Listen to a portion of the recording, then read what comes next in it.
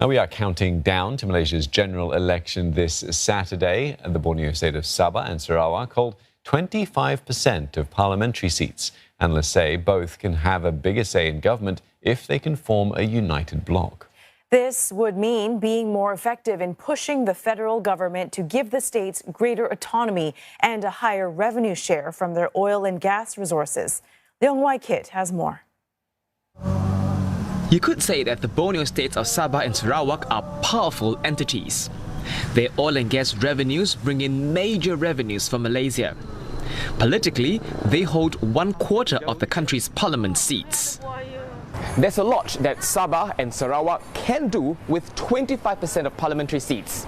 For one, they can be kingmakers to back any coalition to form government.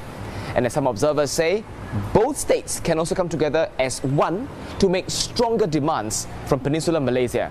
So basically the idea of a united Borneo Front is that let's leverage on the 25% seats we have in Parliament, get maximum political leverage against Kuala Lumpur, bring in the development funds so we can develop our both states and bring a higher standard of living to the people of both states.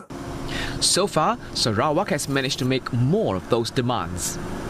The state government, ruled by Gabungan Party Sarawak or GPS, fought for a 5% sales tax on petroleum products.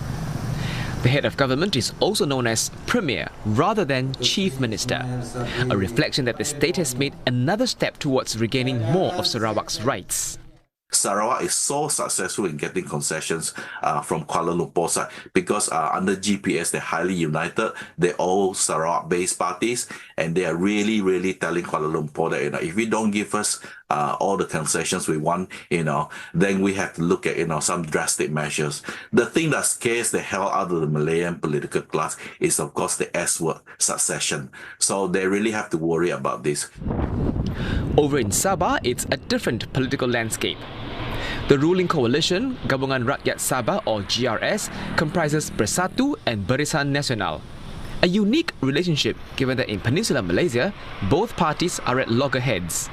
But other analysts are less hopeful of such a united Borneo Front. Owi Sun is a senior fellow at Singapore Institute of International Affairs.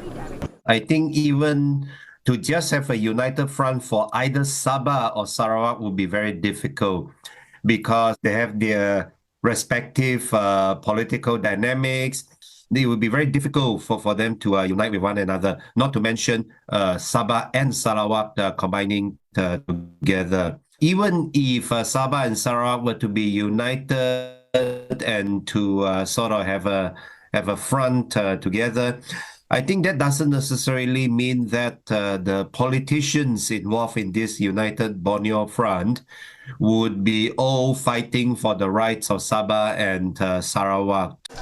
And though that remains uncertain for now, what's clear is parties are focused on winning voters over, the first step to any post-election negotiations.